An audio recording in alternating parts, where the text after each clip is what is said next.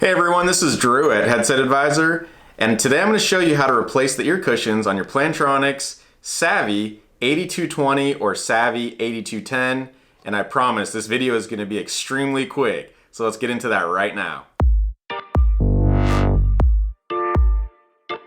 If you see here, this is the Savi 8220. If you have the Savi 8210, it's only going to have one cushion.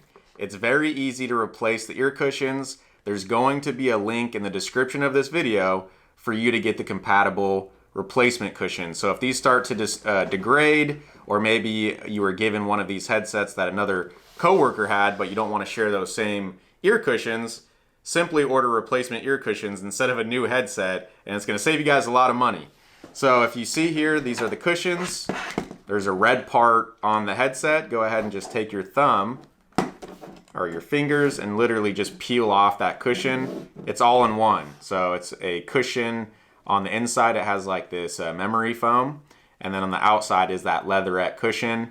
Simply order the new cushions, place it onto the headset, just like that. It only goes on one way, and you would do the same thing for the other cushion.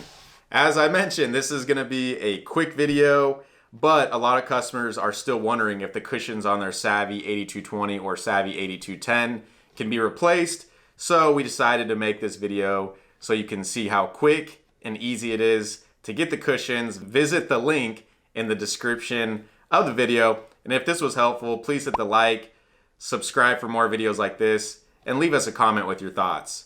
Thanks for watching this video, and we'll see you next time.